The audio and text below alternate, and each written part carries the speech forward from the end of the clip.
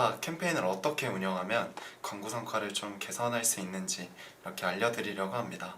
네, 이제 많은 광고주분들이 초기에 메타 캠페인 세팅을 할 때 고민하시는 AI 자동 타겟팅과 수동 타겟팅을 어떻게 조정해서 캠페인 효율을 극대화할 수 있는지 오늘 한번 운영 전략을 설명해 드리도록 하겠습니다. 네, 운영 전략을 좀 공유 드리기에 앞서서 어쨌든 이 메타 자동 캠페인과 수동 캠페인의 차이점은 기본적으로 아셔야 되기 때문에 제가 이 부분에 있어서 좀 간단하게 알려드리도록 하겠습니다. 네, 우선 네. 타겟팅, 노출 지면, 네, 타겟팅, 노출 지면, 예산 분배, 예산 분배, 캠페인 목표, 네, 머신러닝 속도 카테고리로 나누어서 네. 차이점을 말씀드리겠습니다. 네. 죄송해요. 키보드가 익숙치 않아가지고 일단 자동 캠페인부터 하나씩 해볼까요? 네. 우선 자동 캠페인의 타겟팅은 이제 네. AI 기반이어서 네. 이제 신규 기존 타겟만 구분이 가능하고요. 네. 나머지는 이제 AI가 자동으로 타겟팅을 잡아주는 캠페인입니다. 네. 노출 지면은 어떻게 되죠? 노출 지면도 네. 자동이어서 네. 선택이 불가능합니다. 노출 지면 선택 불가능. 예산 분배는 어떻게 해야 될까요? 이제 이것도 네. 자동이어서 분배. 네, 자동 최적화로 또한 예산 분배가 네. 됩니다. 자동 최적화로 진행. 최적화로 진행. 그리고 캠페인 목표도 보통 주로 전환으로 캠페인 목표를 가지고 갑니다. 마지막으로 머신러닝 속도는 어떻게 될까요? 머신러닝 속도는 빠른 속도이고요. 수동이랑 비교했을 때 네. 빠르다. 빠르다. 비교했을 때 최적화 속도가 빠르다. 네. 이렇게 정리할 수 있겠네요. 네, 맞습니다. 그러면 수동 캠페인도 한번 간단하게 말씀을 해주시면 좋을 것 같아요. 네, 수동 캠페인은 네. 이제 정말 수동으로 상세 타겟을 직접 설정이 가능합니다. 타겟팅이 조금 더 세밀하게 가능하다. 맞습니다. 가능.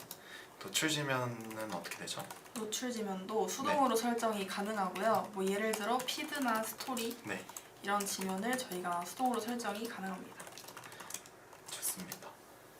그다음 예산 분배는 네, 여기도 이제 저희가 직접 나누어서 세팅이 가능합니다. 캠페인 목표 같은 경우에는 어떻게 될까요? 이제 전환이나 네. 리드, 도달 등 이제 저희가 유연하게 또 어떤 KPI에 따라서 목표를 세울 수 있는지 수동으로 세팅이 가능합니다. 네, 세팅이 가능. 그러면 전환뿐만 아니라 좀 다양하게 활용할 수 있다 이거네요. 네, 맞습니다. 네, 머신러닝 속도는 자동 캠페인이랑 비교하면 상대적으로 네. 느리다. 당연히 조금 느리다. 네. 러닝 속도 상대적으로 느림. 그러면 여기까지 좀 간단하게 저희 자동 캠페인이랑 수동 캠페인 이렇게 알려드렸고 이제 본격적으로 하나씩 광고주들이 좀 궁금해하는 부분에 대해서 좀 말씀을 드리려고 합니다. 네. 첫 번째는 이제 아무래도 메타 광고를 처음 운영하시는 초보 광고주분들이라면 이 자동 캠페인이 앞서 설명드렸던 것처럼 자동으로 거의 대부분을 세팅해주기 때문에 되게 쉽습니다. 그래서 수동 캠페인보다는 이 자동 캠페인을 많이들 활용을 하시는데 제가 듣기로는 이제 정현 대리님은 꼭 수동 캠페인부터 진행을 한다고 하시더라고요. 네, 그래서 맞습니다. 이 부분에 있어서 따로 특이한 이유가 있는지 한번 공유를 해주시면 좋을 것 같아요. 우선 지금 제가 얼마 전에 메타 부트캠프도 다녀왔었는데 오, 네. 이제 메타에서는 네. 거의 어드밴티지 플러스를 많이 사용하라고 말씀을 많이 해주시는데 네네. 이제 그래도 처음에는 수동으로 시작을 하고 네. 그렇게 해야만 성과 데이터를 제대로 쌓을 수가 있습니다. 확실하게 쌓일 수 있다. 그래서 이유를 네. 크게 세 가지로 말씀을 드리자면 네. 먼저 콘텐츠별 성과 비교가 가능하다는 점입니다. 콘텐츠별 성과 비교 가능. 네. 그래서 자동 캠페인은 네. 잘 되는 소재에만 예산이 몰리기 때문에 네. 그 나머지 소재들이 이제 가능성을 확인할 기회가 사라집니다. 네. 그러면 정확한 테스트가 좀 어렵다. 네. 약간 이렇게 말할 수 있네요. 맞습니다. 테스트가 어렵다. 앞서 말씀드렸던 네. 그 차이점 중에 예산 분배에서도 네. 그 말씀드렸던 것처럼 이제 수동 캠페인은 균등 예산 배분이 가능해서 이제 네. 진짜 퍼포먼스를 가리는데 저희가 조금 더 데이터를 세밀하게 확인할 수 있습니다. 이기 때문에 그래서 퍼포먼스를 가리는데 유리하다. 효과적이다. 효과적. 두 번째 이유는 어떤 이유일까요? 네, 두 번째 이유는 네. 이제 세부 타겟팅이 가능하다는 점인데요. 그리고 네. 타겟팅이 가능하고 이제 그에 따른 반응 확인도 가능합니다. 세팅 가능 및 반응 확인까지. 네, 그리고 수동 타겟팅은 이제 네. 연령이나 성별, 뭐 관심사별로 결과를 볼 수 있어서 네. 이제 구매가 잘 나오는 코어 타겟을 찾아내는데 수동 캠페인이 적합합니다. 이해했습니다. 때문에 구매 전환이 잘 나오는 코어 타겟을 걸을 수 있는 거네요. 네. 스위스. 세 번째 이유는 어떤 이유일까요? 그리고 이제 세 번째 이유는 네. 초기 예산을 효율적으로 운영을 할 수가 있는데요. 이 자동 캠페인은 학습 기간 동안 예산을 네. 정말 많이 먹어요. 네. 그래서 이제 최소 예산으로 효율적 운영을 하기 위해서는 이제 처음에 수동 캠페인으로 시작하시는 것이 좋습니다. 그러면 처음에 어쨌든 광고주들이 예산을 설정하고 광고를 운영한다고 하더라도 어쨌든 효율적인 비용 안에서 테스트를 진행하고 추후에 그 정해진 예산 안에서 퍼포먼스를 더 개선을 시켜야 되니까 네, 맞습니다. 이런 이유이다라고 설명을 할 수 있겠네요. 네, 이해했습니다. 네. 효율적으로. 그래서 이제 네, 조금 더 핵심 질문으로 넘어가 보자면 네, 이제 이런 위의 내용을 봤을 때는 네. 이제 메타 광고를 초반에 운영할 때 뭐 다양한 이유로 수동 캠페인을 세팅하고 제가 말씀드린 것처럼 테스트하는 것이 중요하다고 말씀드렸는데요. 네, 네. 이제 그래서 실제로 수동 캠페인을 운영하실 때 이제 네. 원빈 대리님도 운영해보신 적 있으시잖아요. 그쵸. 그래서 타겟은 어떻게 나누고 네. 소재는 이제 몇 개를 준비하는지에 대해서도 네. 말씀드리겠습니다. 수동 캠페인을 진행할 때 타겟 및 소재 부분에 대해서 네. 알려드리면 되겠군요. 일단 저는 총 4단계로 진행을 하고 있거든요. 저만의 방식이라고 할 수도 있는데 네. 그래서 이 단계별로 좀 설명을 한번 드려볼게요. 1단계 첫 번째는 저는 타겟 세분화 전략을 사용하거든요. 세분화 전략. 이제 보통 운영을 할 때 기본적으로 한 4개에서 6개 정도 타겟 그룹을 만들어서 타겟을 세분화합니다.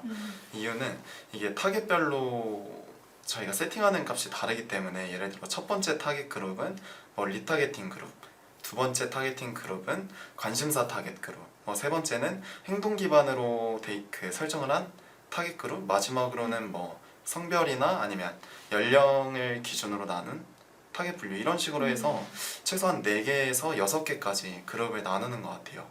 그래서 이렇게 타겟을 나눴을 때 장점은 조금 타겟별로 이렇게 반응을 세밀하게 확인할 수 있다라는 것을 좀 확인할 수 있어서 이런 식으로 저는 타겟을 세분화해서 진행을 하고 있습니다. 네. 기반 타겟 연령. 어쨌든 저희가 나중에 네, 이제 광고를 최적화하여 운영이 목표이기 때문에 이런 타겟별로 세분화를 좀 하면은 네, 더 효과를 볼 수 있는 전략인 것 같습니다. 맞습니다. 그리고 저는 두 번째 단계는 이제 소재 테스트 방식을 말씀드릴 수 있을 것 같은데요. 잠시만요. 네. 확인. 단계. 두 번째는 소재 테스트 방식입니다. 저는 소재를 이게 브랜드마다 사실 다르긴 하는데 평균적으로는 한 5개에서 10개 정도 준비를 해요. 근데 이 5개에서 10개의 소재들이 유형별로 저는 좀 다양하게 구성을 해서 테스트를 진행하거든요. 네, 그래서 예를 들면은 뭐 할인 강조형 소재, 혹은 뭐 실제 사용 후기를 강조한 뭐 후기 강조형 소재, 아니면 이제 피부 미용과 같은 브랜드의 경우에는 비포 애프터 굉장히 중요하잖아요. 그래서 이런 비포 애프터형 소재도 만들어서 테스트를 진행을 하고요. 네. 그다음 이제 감성형, 예를 들면 공감 문구나 아니면 좀 정적인 브랜드 이미지를 활용한 그런 감성형 소재나 마지막으로 경쟁 제품과 좀 비교하는 형식의 비교형 소재, 이런 식으로 해서 최소 5개에서 한 10개 정도 유형별로 소재를 기획을 하고 있습니다. 그래서 이렇게 유형별로 소재를 기획하고 테스트를 진행하게 되면 당연히 이제 타겟별로 어떤 유형에서 성과가 더 나오는지 순위를 매길 수가 있거든요. 그래서 그 소재 발굴을 이런 식으로 유형별로 세팅을 해서 진행을 하고 있습니다. 네. 다음 세 번째 단계는 이제 예산이랑 기간의 설정인데요. 저는 보통적으로는 평균적으로 캠페인당 최소한 2만 원에서 3만 원으로 3일 이상 운영해서 테스트를 진행을 합니다. 이것도 이유가 있는데 예산을 너무 적게 편성을 해버리면 메타에서 머신러닝 학습이 제대로 일어나지가 않습니다. 그리고 테스트 기간의 경우에도 사실 하루 이틀 뭐 실시간으로 모니터링하면서 뭐 그 캠페인을 수정할 수는 있는데 이렇게 하루 이틀 정도로만 테스트를 진행하게 되면 너무 편향된 데이터가 나올 수 있기 때문에 저는 최소 3일 이상 기간을 잡아서 진행을 하고 있습니다. 네. 마지막 4단계는 이제 이렇게 광고 테스트를 진행을 하면 당연히 성과 분석도 중요하잖아요. 그래서 성과 분석 기준을 저는 어떤 식으로 잡는지를 좀 말씀을 드리면 좀 클릭률만 많이 보시는 광고주분들도 은근 많으시더라고요. 네. 근데 저는 클릭률만 보진 않고 전환수랑 로아스 기준으로 많이 이렇게 분석을 해서 추후에 광고를 수정을 하는 것 같습니다. 이게 예를 들면 A 소재에서는 클릭률이 5%인데 로아스가 낮아요. 근데 반대로 B 소재에서는 클릭률은 A 소재에 비해서 낮지만 전환율이 높아요. 즉 전환수도 높고 로아스가 높다면 저는 B 소재를 더 성과가 좋은 소재라고 판단을 하거든요. 아무래도 저희가 광고를 진행하는 이유가 단순히 클릭만 이렇게 유도하는 것이 아니라 클릭을 통해서 전환까지 기대하는 것이기 때문에 저는 이런 식으로 성과 분석 기준을 잡아서 진행을 하고 있습니다. 클릭 부분. 클릭률만 네, 잠시만. 그죠? 네, 네, 높으나 네. 로아스가 낮음, 전환수도 낮고. 음.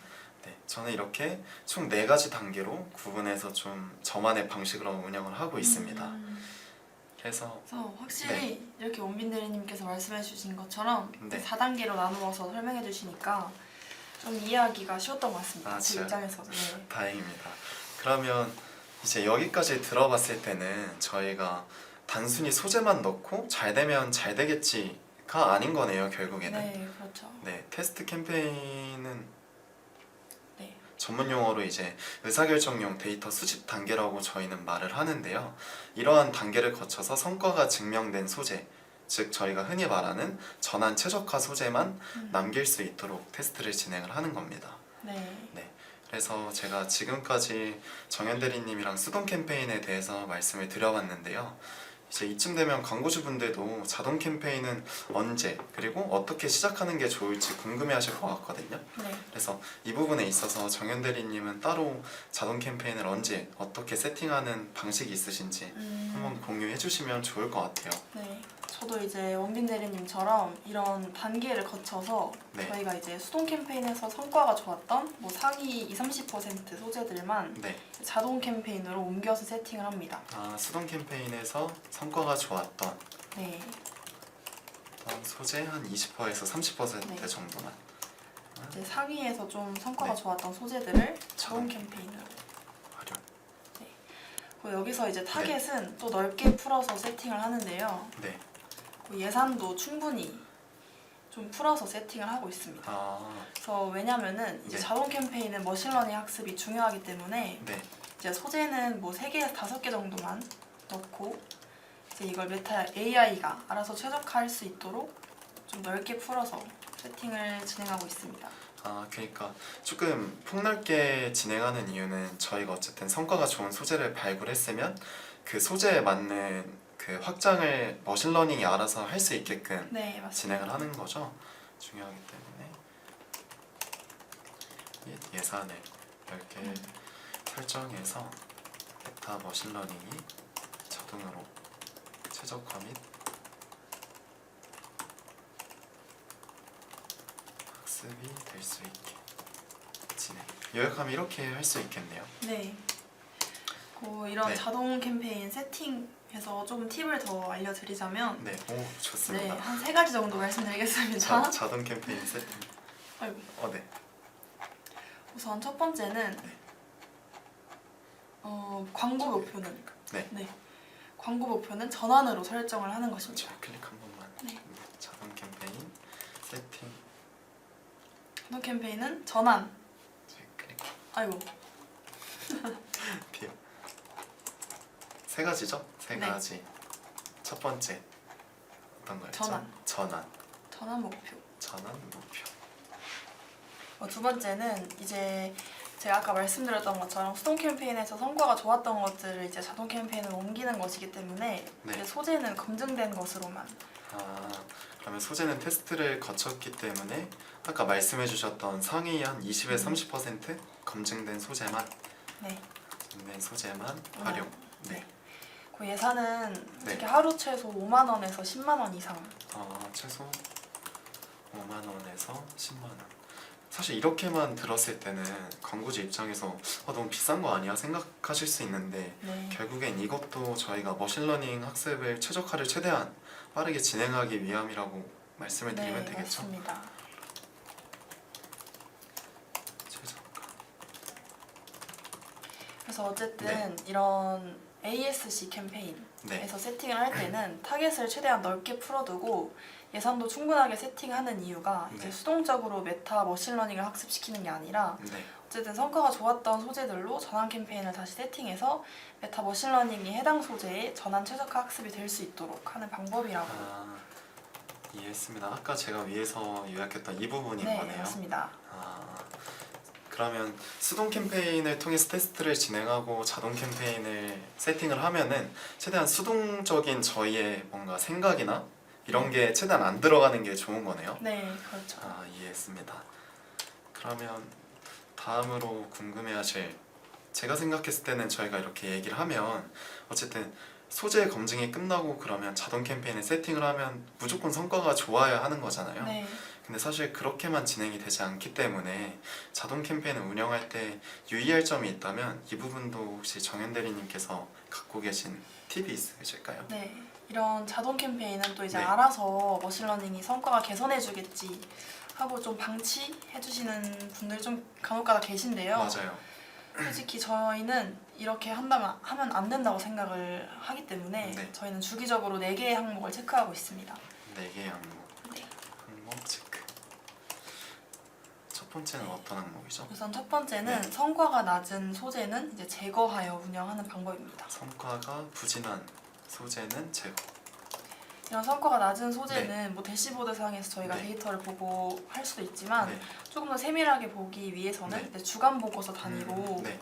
확인을 하여 뭐 성과가 조금 부진하다 싶으면은 그 소재는 오프하여 운영하고 있습니다.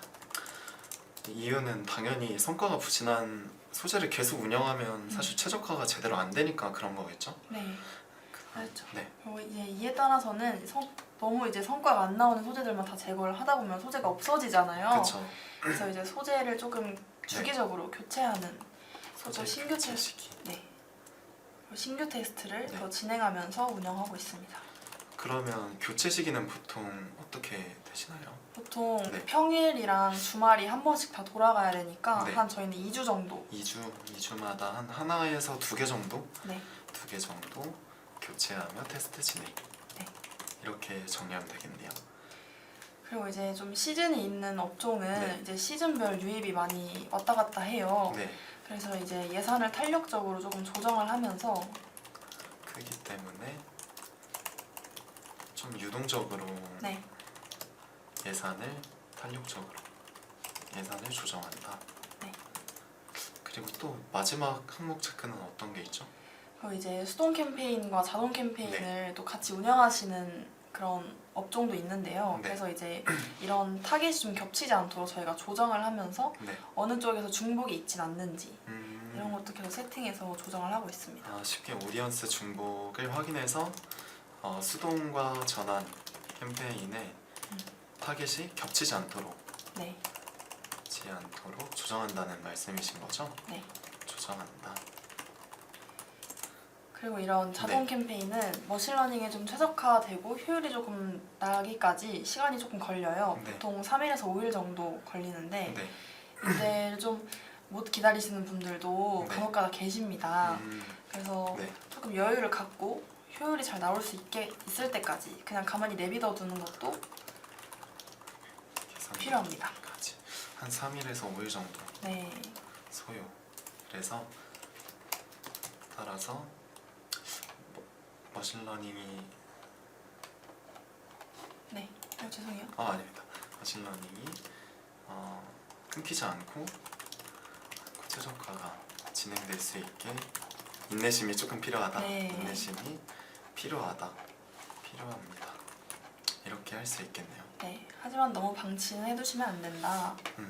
이해했습니다. 혹시 광고주 입장에서 또 궁금해하실 만한 부분은 없을까요? 왜냐하면 저는 반대로 제가 광고주였다면 저는 궁금한 게 그럼 어쨌든 현재 메타에서 가장 밀고 있는 캠페인은 자동 캠페인인 거잖아요. 네. 그럼 수동 캠페인은 점점 이렇게 메타에서 관리를 안 할까요? 저는 이것도 사실 궁금하긴 한데. 보통 네. 저희가 앞에서 한번 말씀드렸던 것처럼 네. 이런 메타에서 요즘 뭐 어드밴티지 플러스 타겟이라든지 뭐 예산 배분 이런 거 다 그냥 자동으로 돌릴 수 있게끔 네. 이렇게 진짜 거의 디폴트 값이 되었다 싶을 정도로 맞아요. 완전 이렇게 되었는데 또 이게 너무 그 AI를 믿으면은 네. 또 앞에서 다 말씀한 것처럼 막 이렇게 너무 한쪽으로 편차가 있을 수도 있고 네. 그래서 꼭 이렇게 AI만 사용하는 게 아니라 뭐 두 개를 같이 운영하신다든지 아니면 수동을 먼저 운영하고 자동을 운영한다든지 이렇게 같이 병행해서 운영하는 것을 저희는 네. 말씀드리고 있습니다. 저도 이거 실제 제 광고주 사례인데 저도 저희가 지금 정현 대리님이랑 말씀드렸던 방식대로 테스트를 진행하고 또 거기서 그 소재를 발굴해가지고 자동 캠페인에 이렇게 세팅을 해가지고 최적화를 진행을 했었거든요. 근데 너무 성과가 안 나오는 거예요. 그래서 저는 반대로 그 자동 캠페인을 진행하고 나서 일정 기간이 지나면 어쨌든 데이터가 쌓이잖아요. 네. 어떤 성별에서 전환값이 많이 찍히고 어떤 소재, 뭐 어떤 그 연령대 이런 식으로 데이터가 잡혀가지고 저는 다시 한번 수동 캠페인을 세팅을 했었거든요. 네. 그래서 그때 타겟은 좀 넓게 잡되 전환이 발생했던 연령이랑 성별만 세팅을 해가지고 진행을 했는데 또 거기서는 성과가 너무 잘 나오는 거예요. 그래서 정현 대리님께서 말씀해 주셨던 것처럼 메타 광고 운영할 때 AI만 너무 전적으로 믿어가지고 자동 캠페인만 운영하는 것은 조금 위험하다고 말씀을 드릴 수 있겠네요. 네. 그러면 자동 캠페인만 진행하는 것이 아닌 끊임없이 데이터를 확인하여 브랜드의 타겟에 맞는 수동 캠페인도 중요한 거네요. 네. 너무 중요합니다. 그래서 어쨌든 이런 수동 캠페인과 자동 캠페인을 같이 병행해서 운영하면은 네. 거의 수동 캠페인은 이제 성과를 가리는 필터로 네. 이렇게 생각을 해주시면 될 것 같고 네. 자동 캠페인은 이에 따른 뭐 확장 레버리지라고 설명드릴 수 있을 것 같습니다. 그러면 다시 한번 좀 요약을 해주시면 좋을 것 같은데요. 네. 잠시만요. 요약. 수동 네. 수동 캠페인은 수동 캠페인은 성과를 가리는 필터라고 생각하면 좋을 것 같습니다. 라고 생각하면 반대로 자동 캠페인은 이제 이에 따른 확장 네. 레버리지. 확장 레버리지라고 생각하면 같습니다. 네, 뭐 상황에 따라서 아까 네. 오민내리님께서 말씀해주셨던 것처럼 네. 뭐 자동 캠페인을 초기에 세팅하면 좋을 때도 있습니다. 맞아요. 네. 하지만 좀 상황에 따라서 자동 캠페인을 초기에 세팅해야 할 때도 있거든요. 있음. 혹시 네. 말씀해 예를 주세요. 들어서 네. 뭐 신규 제품 런칭을 하는 네. 업종이라든지 아니면 초반에 네. 엄청 많은 모수를 쌓아야 한다는 아. 업종이라든지 지금 뭐 신생 브랜드 네. 같이 초반에 좀 데이터가 부족한 업체 및 상황에 있어서는 아무래도 수동 캠페인보다 자동 캠페인에서 조금 더 빠르게 네. 더 많은 데이터를 얻을 수 있기 때문에 이런 상황에서는 자동 캠페인을 추천해 주시는 거죠? 맞습니다.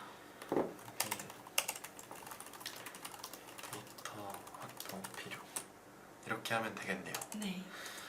이제 좀 마무리를 제가 한번 요약을 해서 진행을 해볼게요. 네. 네, 오늘 주제는 어쨌든 전환율을 좀 높일 수 있는 메타 캠페인 세팅 전략에 대해서 한번 말씀을 드렸는데요. 요약을 하자면 결론적으로는 정답은 없는 것 같아요. 이게 광고라는 게 저도 그렇고 저희 정현 대리님도 그렇고 항상 정해진 답이 있는 게 아니라 이게 저희가 항상 맡고 있는 브랜드마다 상황이 사실 다 다르기 때문에 브랜드 상황에 맞는 좀 다양한 테스트를 통해 나의 브랜드에 맞는 최적의 광고 전략을 발굴하는 것이 가장 중요하다라고 저는 생각을 합니다. 네. 그래서 저희가 오늘 네. 뭐 딱히 업종을 정해놓고 말씀드린 게 아니라 네. 이런 그냥 메타에 대한 저희가 뭐 실무적으로 사용하는 전략에 대해 말씀을 드린 거기 때문에 또 진짜 업종에 따라 다를 수 있는 점. 네. 네. 혹시나 그 브랜드에 대한 이런 전략이 궁금하시다면 저희 위에 여기 전화번호로 문의 주시면 컨설팅 해드릴 수 있을 것 같습니다. 네. 그리고 저희 마지막으로 지금 위에 상단에 배너에 나와 있긴 한데요. 저희 그로스 마케팅 관련해서 저희 회사에서 이번에 강의를 진행하거든요. 네. 그래서 이 부분에 있어서도 좀 관심 있는 분들은 저희가 더보기 링크에 더보기 칸에 링크를 설정해 놔서 이 링크 타고 들어오셔서 신청을 해주시면 강의도 들어보실 수 있게 저희가 도와드리도록 하겠습니다. 한바영님께서 저희가 마무리하기 전에 질문을 주셨는데요. 일단 GFA 관련해서 건기식 제품을 운영 중이신데 GFA에서는 50대 이상 남성과 잠재고객 타겟 중심으로 하고 있습니다. 빠지다 보니 CPC가 다소 높게 확대된 상황인데 제가 봤을 때는 타겟을 너무 코어 타겟으로만 하신 것 네. 같아요. 이게 저희 제품이 50대 남성만 구매를 하겠지 하고 처음부터 50대 남성으로 바로 이 타겟을 잡아두고 광고를 집행하시는 분들이 많으신데 네. 막상 뭐 30대 여성이나 뭐 20대 남성 분들이 구매하실 수 있는 가능성도 있거든요. 네. 그래서 타겟이 너무 좁다 보니까는 사람들이 클릭하는 양이 그만큼 적어서 CPC가 높아진 것 같아요. 맞아요. 그래서 조금 타겟을 좀 더 풀어두시고 운영을 하신다면 CPC도 조금 낮아질 것 같습니다. 네, GFA 타겟 풀을 때 저는 넌 타겟도 쓰긴 하는데 이게 GFA 장점이 사실 스토어 데이터 모수를 활용할 수 있는 거잖아요. 그래서 지금 한바영님께서는 그 스토어 모수만으로 세팅을 하신 것 같고 저라면은 정현 대리님께서 말씀해주신 것처럼 좀 풀어내려면 스토어 타겟을 갖고 유사 타겟을 저는 따로 세팅을 할 것 같아요. 그래서 말씀해주신 것처럼 타겟을 조금 더 넓히되 너무 넌 타겟처럼 쓸데없는 타겟까지는 확장이 되지 않게 그 유사 타겟 비율을 설정해서 한번 데이터를 뽑아보시고 세팅을 해보시는 것을 저는 한번 추천드리고 싶네요. 네. 혹시나 더 궁금하시다면 네. 저희 여기 위에 번호로 문의 네. 주시면 컨설팅 도와드리겠습니다. 네, 그러면 여기까지 네. 진행을 하는 걸로 하고 마지막에 말씀드렸던 것처럼 저희 회사에서 진행하는 강연 관련해서 궁금하신 분들은 더보기 칸에 있는 링크 통해서 신청해 주시면 됩니다.